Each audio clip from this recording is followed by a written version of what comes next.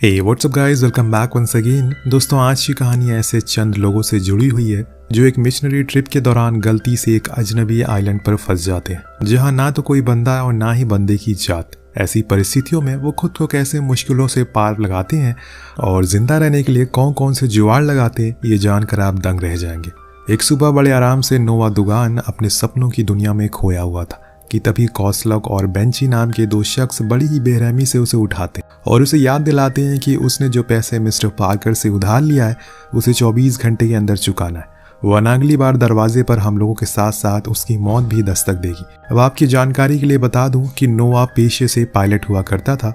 वो प्लेन तो बहुत अच्छा उड़ाता है, लेकिन उसके आलसी और नकारा स्वभाव के चलते हुए उसे काम नहीं देता कोई। और ऐसे में आज जिस तरह उसकी सुहानी सुबह की शुरुआत हुई है, अब नोआ के लिए पैसे की व्यवस्था करना जान से ज़्यादा ज़रूरी हो चुका है, वरना पार्कर के आदमी उसका क्या हश्र करेंगे वह बेचारा खुद भी नहीं जानता। काम की तलाश में नोआ कई जगह पर दस्तक देता है, लेकिन हर जगह उसे नाकामी हाथ लगती है। ऐसे में नोआ का बेहद पुराना दोस्त स्टोनी उसके डूबते हुए तिनके का सहारे का काम करता है और नोआ को एक काम बताता है।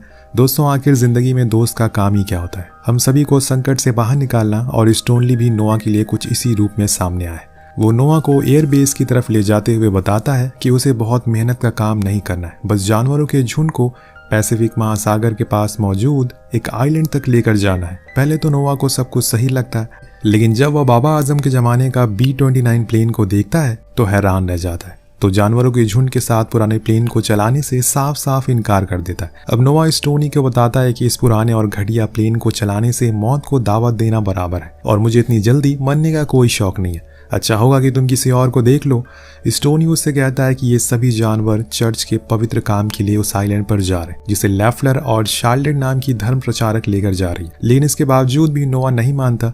मगर गजब बात यह है कि उसके दोस्त स्टोनी ने मैडम शार्लेट से इस काम के लिए सारे पैसे पहले ही ले लिए और उन पैसों को खा पी कर भी खत्म कर दिया है। अगर नोआ नहीं माना तो यकीनन कुछ देर बाद स्टोनी के हाथों में हथकड़ी हो सकती है। अब स्टोनी अपने प्यारे दोस्त से प्लेन उड़ाने की विनती करता है, उसके सामने हाथ पैर जोड़ने लगता है, अब दोस्ती की दुआएं देने लगता है। बस फिर क्या था, जादू काम कर जाता है और नोआ काम के लिए हामी भर देता है। मगर वो इसके लिए $5000 की डिमांड करता है, जो कि स्टोनी उसे हाथों हाथ देने को तैयार था।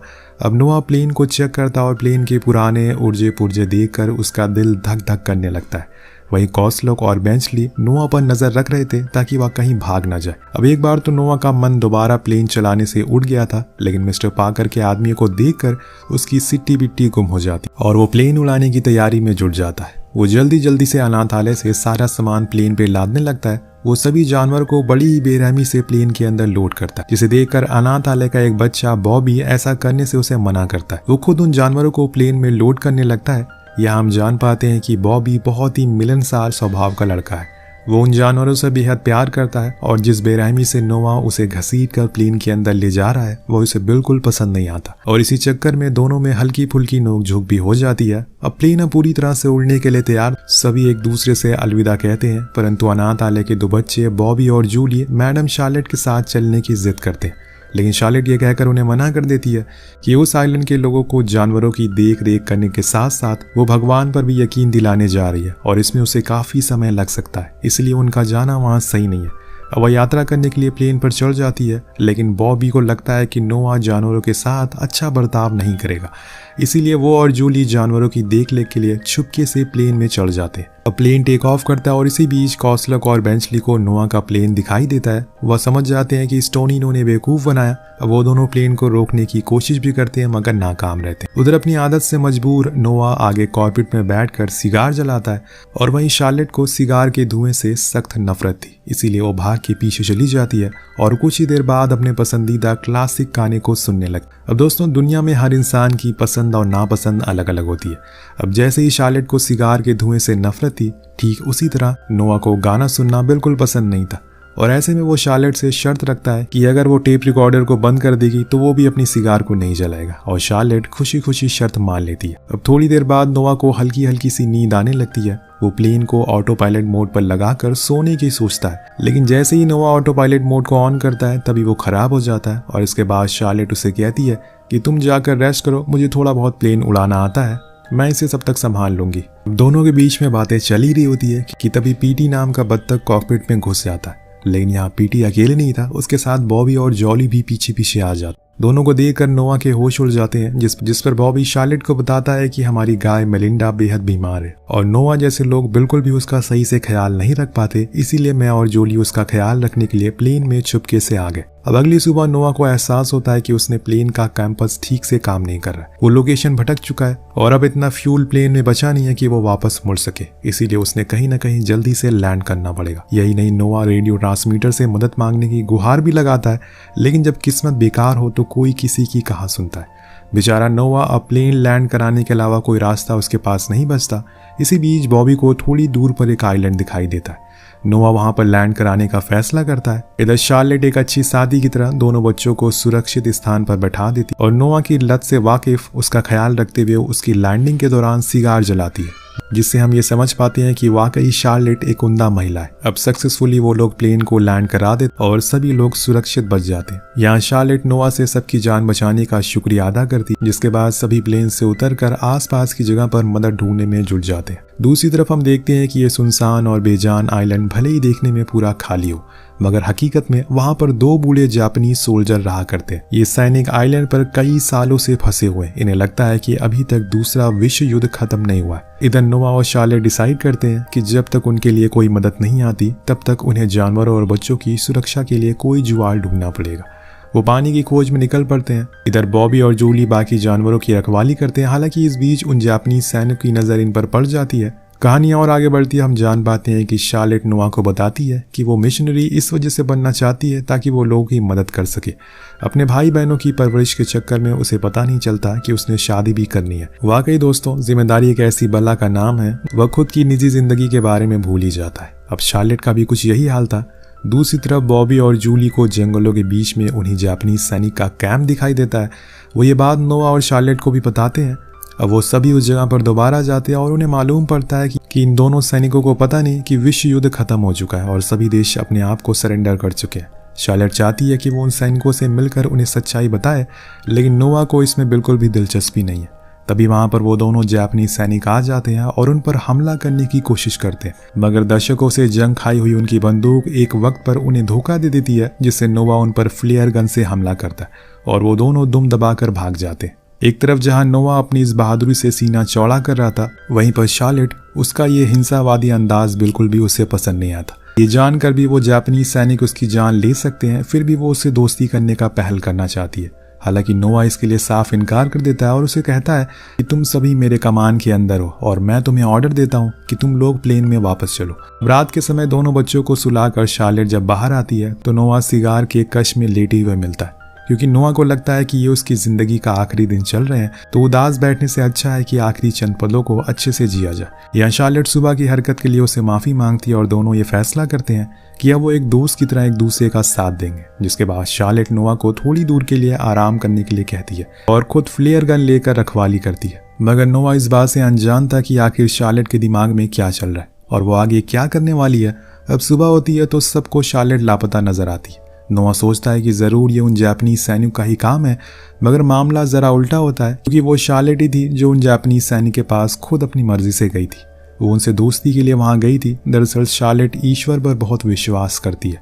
उसे लगता है कि संसार की बड़ी से बड़ी समस्या साधारण सी बात से सुलझाई जा सकती है और वो जापानी सैनिक के पास इसी मकसद से गई थी। इधर हम देखते हैं कि वो जापानी सैनिक अपनी अपनी तलवार निकालने लगते हैं उसे देखकर, लेकिन खुशकिस्मती से उनमें से एक सैनिक को थोड़ी बहुत इंग्लिश आती थी और शार्लेट से उन्हें मालूम पड़ता है कि दूसरा विश्व युद्ध कब का खत्म हो चुका है। अब हम देखते हैं कि वो तीनों दोस्त बन जाते हैं और आराम से बैठकर शार्लेट उनके हाथों से बने लजीज खाने को एंजॉय करती। उधर उसकी तलाश में पागल नोआ सीधे जाकर उनके कैंप में घुस जाता, जिससे दोनों जापानी सैनिक के बीच में दहशत फैल जाती है। कमांडर हीरो और लेफ्टिनेंट कुरिशिमा उस पर अटैक कर देते हैं, मगर शार्लेट किसी तरह से उन्हें समझाती है और उनके बीच में सुलह करवाती है, जिसके बाद सभी एक दूसरे के दोस्त बन जाते हैं। इसी के साथ हमें यहाँ पर यह भी पता चलता है कि ये दोनों जापानी सैनिक इस आइलैंड पर पिछले 35 सालों से भटक रहे।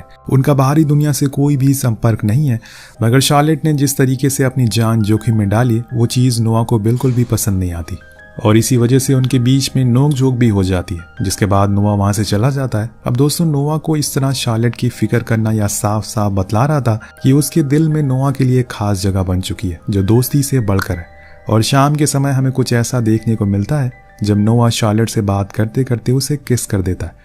ये सारा नज़ारा बॉबी और जूली भी बाहर से देख रहे होते हैं। जहां जूली को नोआ बेहद हैंडसम और बेहतरीन पायलट लगता है, वहीं बॉबी ने अभी भी नोआ को जानवरों के प्रति उसके बर्ताव के लिए माफ नहीं किया। अब अगली सुबह हम देखते हैं कि वो सभी मिलकर प्लेन को पानी में उतारने की कोशिश करते हैं, मगर लेफ्टिनेंट कुरिशिमा उन्हें प्लेन को एक बोट में कन्वर्ट करने का आइडिया देते हैं। वो मेलिंडा की मदद से प्लेन के पंख निकाल लेते हैं और कुछ जरूरी सामानों की मदद से एक जहाज को तैयार करते हैं। साथ ही साथ जापानी सैनिक अपने सभी कपड़ों को सिलने के लिए शार्लेट को दे देते हैं ताकि जहाज को तैरने में आसानी हो। यहाँ तक कि उन्होंने अपने झंडे को भी सौंप दिया था, जिसे गर्व के साथ शार्लेट जहाज के सबसे ऊपरी हिस्से में लगाने का फैसला करती है। ये झंडा उन सैनिकों के लिए कर्तव्य और निष्ठा का एक प्रतीक होता है, जिनकी मदद से शायद जहाज बनाने का यह सफर कभी पूरा नहीं हो पाता। थोड़ी देर बाद हम देखते हैं कि बॉबी और जूली सभी जानवरों को बोट पर चढ़ा रहे होते हैं, लेकिन नोआ इसके लिए तैयार नहीं था क्योंकि उसे लगता है कि बोट पर ज्यादा वजन रखने से वो डूब भी सकता है। मगर बॉबी जानवरों के बिना बिल्कुल भी यहाँ से जाने वाला नहीं था। वो नोआ से उसके साथ चलने की गुजारिश भी करता है, मगर नोआ के कान में जू तक नहीं रेंगती।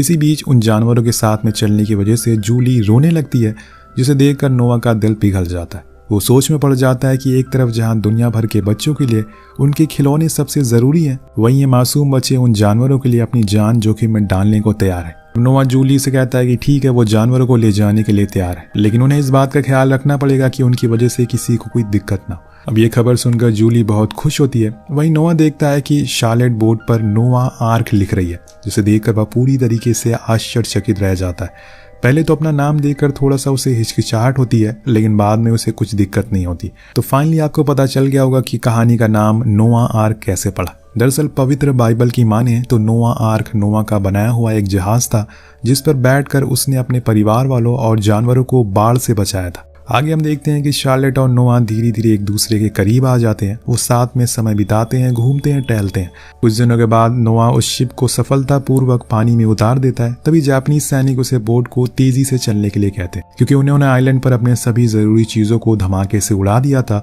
और उन्हें पूरा यकीन है कि उन्होंने एक ऐसी बोट बनाई है जो कभी खराब नहीं होगी। और फिर क्या था, वो हंसी के ठहाके लगाते हुए उनका ये सफर की शुरुआत हो जाती है। अब रात का समय होता है।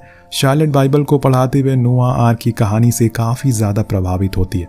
नोआ को अपने आइडिया बताती है कि वो लोग उस दिन पेटी नाम के बत्तख को एक संदेश देकर पानी में छोड़ देते हैं, ताकि कोई ना कोई उनका संदेश पढ़कर उनकी मदद के लिए आ पहुंचेगा। मगर बदकिस्मती से पीटी दूसरी दिशा की तरफ मुड़ जाता है। ये देखकर सभी को काफी अफसोस होता है और वो ये समझ बैठते हैं कि अब शायद उनकी कोई मदद नहीं करेगा। अब रात को खाने के समय सब एक साथ खाने के लिए बैठते हैं और ईश्वर से पेटी को सही मार्ग पर भेजने की प्रार्थना भी करते हैं ताकि सबकी जान बच सके। अब नोआ खाने के बंदोबस्त के लिए रोजाना फिशिंग करता था। वहीं हम देखते हैं कि बॉबी का पसंदीदा दोस्त ब्रूटस बीमार पड़ गया है। वो खाना पीना छोड़ चुका है और ऐसे में बॉबी ब्रूटस को पीने के लिए दूध देता है, मगर नोआ उसे ऐसा करने से मना करता है क्योंकि उनके पास खाने के लिए कुछ ज्यादा बचा नहीं है और अगर ऐसे ही वो जानवरों को खाना बांटता रहेगा तो वो भूखे मर जाएंगे। मगर बॉबी कहाँ किसी के सुनने वाला था। उसने तो अपना पूरा जीवन जानवरों के प्यार में बिता दिया था, इसलिए अपने हिस्से का दूध वो ब्रूटस को पिला देता है। अब धीरे धीरे दिन बीतने लगता और एक समय ऐसा आ जाता है जब बोट पर राशन की पूरी खपत हो चुकी थी। शार्लेट और नोआ विचार करते हैं कि अब उन्हें मजबूरी में बोट पे मौजूद चिकन को ही मारकर खाना पड़ेगा, परंतु बॉबी इसके लिए मना कर देता है और वो उन्हें आइडिया देता है कि क्यों ना वो लाइट की मदद से शिकार करे, क्योंकि लाइट को देखकर पानी के क्रिएचर उनके नजदीक आ जाते हैं। रात होती है। सभी लोग बोट की लाइट को जलाकर शिकार करने की तैयारी करते हैं। मासूम सी जूली खिड़की के नजदीक बैठकर मछलियों को निहारने लगती। तभी हम देखते हैं कि एक बहुत ही विशालकाय शार्क बोट के नजदीक आ जाती और उसे डर कर सभी मछलियां भाग जाती है। उनका प्लान धरा का धरा रह जाता है। बस फिर क्या था, नोआ को लगता है कि क्यों ना हम इसी शार्क को पकड़कर अपना पेट भर लें। वो सभी शार्क को पकड़ने के लिए एक छोटी सी मछली को चारा बनाते हैं। अब खुशकिस्मती से वो शार्क उनके जाल में फंस तो जाती है, लेकिन वो इतनी बड़ी होती है कि उसे संभालना उनकी बस की बात नहीं थी। सभी लोग बड़ी ही मुश्किल से शार्क को पकड़ने में लगे थे। इसी बीच बॉबी का बैलेंस डगमगा जाता है और वो पानी में गिर जाता है, जिसे बचाने के लिए नोआ भी पानी में कूद पड़ता है और इधर शार्क भी जाल से आजाद हो गई थी और वो उन दोनों को अपना शिकार बनाने के लिए वापस मुड़ती है। मगर इससे पहले कि शार्क अपने मकसद में कामयाब हो पाती है, शार्लेट फ्लेयर गन की मदद से शार्क को मार देती है और नोआ और बॉबी की जान बाल बाल बच जाती है।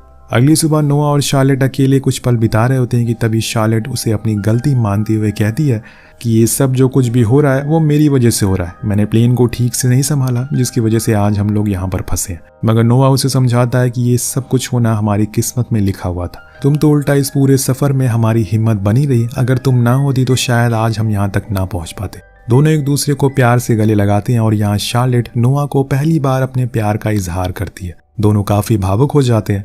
अब रात होती है और हम देखते हैं कि समुद्र में खतरनाक तूफान दस्तक देता है, जिससे पानी जहाज की कॉकपिट में घुस जाता है। मगर नोआ और कमांडर जिन्होंने किसी तरीके से जानवरों को सुरक्षित बचा लिया, कुछ ही घंटे बाद तूफान टल जाता है। लेकिन उनके लिए सबसे बुरी खबर अभी आना बाकी थी। असल में ब्रूटस की तबीयत हद से ज्यादा बिगड़ चुकी थी और वो तड़प तड़प कर मरने की कगार पर पहुंच चुका था, जिसकी वजह से नोआ ने उसे इस दर्द से निजात दिलाने के लिए गोली मारने का फैसला किया। पहले तो बॉबी इसके लिए राजी नहीं होता। ये सुनते ही उस बेचारे की आंखों में आंसू टपकने लगते हैं। मगर कमांडर हीरो के समझाने पर वो समझ आ जाता है कि हाँ, ब्रूटस के लिए कितना जरूरी है। सभी नमाकों से ब्रूटस को विदाई देने के लिए आगे बढ़ते हैं।